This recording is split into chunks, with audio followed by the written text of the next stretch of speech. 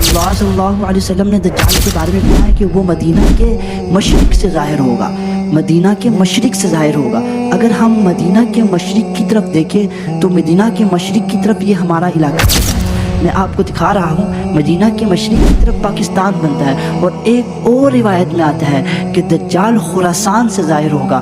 اب یہ خراسان سے ظاہر ہونا اور مدینہ کے مشرق سے ظاہر ہونا یہ احادیث میں آتا ہے۔ اب مدینہ کے مشرق کے اندر کون سی جگہ آتی ہے؟ ایک مرتبہ رسول اللہ صلی اللہ علیہ وسلم نے صحابہ اکرام رضوان اللہ علیہم اجمعین کو جمع کیا اور دجال کے بارے میں صحابہ کو بتایا، اور تمیم داری رضی اللہ تعالیٰ عنہ اس مجلس میں موجود تھے، اور رسول اللہ صلی اللہ علیہ وسلم نے تمیم داری سے پورا واقعہ بیان کرنے کو کہا۔ حضرت تمیم داری رضی اللہ تعالیٰ عنہ اس وقت تک مسلمان نہیں ہوئے تھے، وہ پہلے عیسائی تھے، یعنی حضرت عیسیٰ علیہ السلام کے مذہب کے مطابق وہ عبادت کیا کرتے تھے، ان کے مذہب کے پیروکار تھے۔ حضرت تمیم داری رضی اللہ تعالیٰ عنہ ارشاد فرماتے ہیں کہ میں ایک مرتبہ مشرق کی طرف سمندر میں سفر کر رہا تھا، تو سمندر میں طوفان آیا، ہمیں پتہ نہیں چلا کہ ہماری کشتی ایک ساحل پر جا کے رکی، وہ ساحل ایک جزیرے کا ساحل تھا۔ تو حضرت تمیم داری رضی اللہ تعالیٰ عنہ ارشاد فرماتے ہیں وہاں پر ہم نے ایک عجیب طرح کی مخلوق دیکھی، اس عجیب طرح کی مخلوق نے ہم سے آ کے بات کی، اس کے پورے جسم پہ بال تھے، عجیب طرح کی مخلوق کی، اس کے بارے میں پتہ ہی نہیں چل رہا تھا اس کا سر کہاں ہے، ٹانگیں کہاں ہیں۔ ہم نے اس سے پوچھا کہ آپ کون ہیں؟ اس نے کہا آپ میرے بارے میں چھوڑیں، آپ جائیں، وہاں پر آپ کو کوئی شخص انتظار کر رہا ہے۔ تو حضرت تمیم داری رضی اللہ تعالیٰ عنہ ارشاد فرماتے ہیں کہ ہم وہاں پر گئے، ہم نے وہاں پر جا کے دیکھا ایک لمبا سا انسان ہے جو زنجیروں میں جکڑا ہوا ہے۔ تو ہم نے اس سے پوچھا کہ تم کون ہو؟ تو اس نے سب سے پہلے ہم سے 3 سوال کیے۔ سب سے پہلا سوال کہ بوستان کے جنگلات کے اندر پھل پڑ رہے ہیں کہ نہیں پڑ رہے؟ تو حضرت تمیم داری فرماتے ہیں کہ ہم نے کہا بالکل پڑ رہے ہیں۔ تو اس نے کہا ان قریب یہ درختوں سے پھل لگنا ختم ہو جائیں گے۔ پھر اس نے دوسرا سوال کیا لیک آف تبریہ کے بارے میں، جسے بحیرہ تبریہ کہا جاتا ہے، اس کے بارے میں سوال کیا، کیا اس کا پانی خشک ہو گیا یا اس میں پانی موجود ہے؟ تو حضرت تمیم داری فرماتے ہیں کہ بالکل اس میں پانی موجود ہے۔ تو وہ کہنے لگا وہ بھی ختم ہو جائے گا۔ پھر اس نے آخر میں امی نبی کے بارے میں پوچھا، یعنی رسول اللہ صلی اللہ علیہ وسلم کے بارے میں، اور کہنے لگا کہ بتائیں کہ وہ امی نبی آ چکے ہیں یا نہیں آئے، انہوں نے نبوت کا دعویٰ کر دیا ہے کہ نہیں کیا؟ تو حضرت تمیم داری وہاں پہ فرما رہے تھے کہ میں نے کہا بالکل وہ مکہ سے نکل کر مدینہ میں چلے گئے ہیں۔ تو وہ لمبا ترنگا انسان خوش ہو گیا، اس نے کہا اب میرا آزاد ہونے کا ٹائم جلدی آ گیا ہے، اب میں جلدی آزاد ہو جاؤں گا۔ جب حضرت تمیم داری نے یہ ساری بات کی، اس وقت رسول اللہ صلی اللہ علیہ وسلم نے ارشاد فرمایا جو آپ کو بلانے کے لیے آئی تھی عجیب سے مخلوق، وہ جساسہ تھی۔ اس عجیب سی مخلوق نے جس کے پاس آپ کو بھیجا، وہ عجیب سی مخلوق دجال تھی۔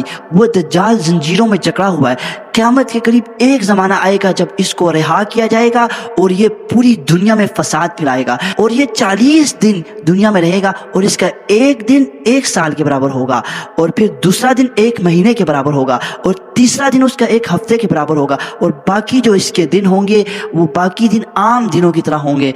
یہ 40 دن رہے گا، اور دنیا میں کوئی ایسی بستی نہیں ہوگی، کوئی ایسا شہر نہیں ہوگا جہاں پہ وہ نہیں جائے گا، اپنا فتنہ نہیں پھیلائے گا، اپنا فساد نہیں پھیلائے گا، ہر جگہ پہ جا کے اپنا فساد پھیلائے گا سوائے مدینہ منورہ کے۔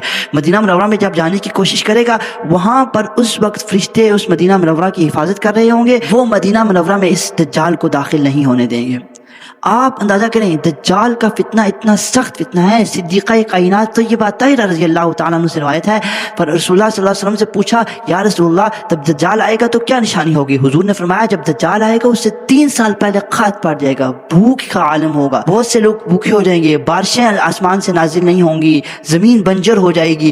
اس وقت اس کے 3 سال کے بعد دجال کا ظہور ہوگا، اور پھر دجال آپ خود سوچے انسان اتنا بھوکا ہوگا، اس وقت دجال کا ظہور ہوگا۔ دجال کو اللہ رب العزت نے ایسی طاقت دی ہوگی کہ وہ مردوں کو زندہ کرے گا، آسمان کو حکم کرے گا، آسمان بارش برسائے گا، اتنا سخت فتنہ ہوگا۔ اب میں آپ کو بتاتا ہوں اس فتنے سے بچنے کا راستہ کیا ہے۔ اس فتنے سے بچنے کا راستہ یہ ہے کہ ہمیں چاہیے کہ ہم سورۃ الکہف کا اہتمام کریں۔ حدیث میں آتا ہے رسول اللہ صلی اللہ علیہ وسلم نے ارشاد فرمایا جو شخص جمعے کے دن سورۃ الکہف کا اہتمام کرے گا، اللہ رب العزت اس کو اپنے فضل و کرم سے اس دجال کے فتنے سے محفوظ کریں گے۔ میں ایک اور حدیث بھی آپ کو بتا دیتا ہوں، وہ بھی بہت امپورٹنٹ حدیث ہے۔ وہ حدیث کیا ہے؟ اس حدیث میں نبی صلی اللہ علیہ وسلم نے ارشاد فرمایا کہ جو شخص سورۃ الکہف کی پہلی 10 آیات زبانی یاد کر لے اور آخری 10 آیات زبانی یاد کر لے، اللہ رب العزت اس اس کو بھی دجال کی فتنے سے محفوظ فرمائیں گے۔ اور میں آخر میں ایک بات اور بھی بتا دوں آپ کو، دجال کے فتنے میں سب سے زیادہ مبتلا ہونے والی عورتیں ہوں گی۔ اللہ رب العزت ہم سب کو دجال کے فتنے سے محفوظ فرمائے۔ اور میں ایک بات اور بھی آپ کو بتا دوں، اب بہت سے یوٹیوبرز ایسے ہوتے جو کہتے ہیں اسولہ کے آئلینڈ کے اندر ایک بہت بڑا مندر ہے، کالی ماتا کا مندر ہے اور بہت پرانا مندر ہے، اور سب یہ قیاس آرائیاں کرتے ہیں۔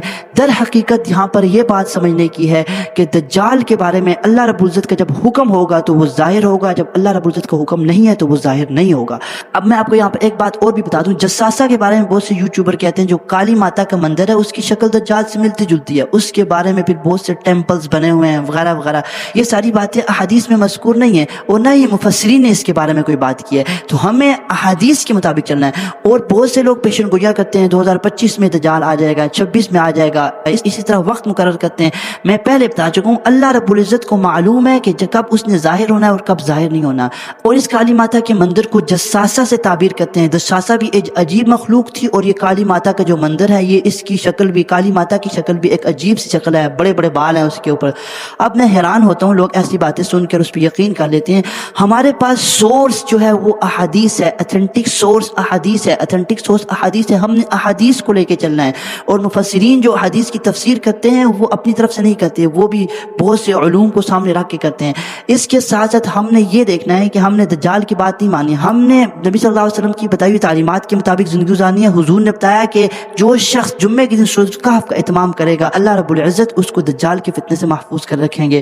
ہمیں بس اس چیز کا خیال رکھنا ہے۔ اللہ رب العزت سے دعا ہے جو کچھ کہا سنا اس پر عمل کرنے کی توفیق عطا فرمائے۔ اور اس کے ساتھ ساتھ اگر آپ کو میری ویڈیو اچھی لگ رہی ہے آپ میری ویڈیو کو لائک بھی کریں، اور اگر میرے چینل پہ نئے ہیں تو میرے چینل کو سبسکرائب بھی کر دیں، اور زیادہ سے زیادہ اس ویڈیو کو شیئر کریں۔ اگر آپ کے ویڈیو شیئر کرنے کی وجہ سے کسی کو اچھی بات پتہ چلے گی آپ کو بھی بہت سے زیادہ فائدہ ہوگا۔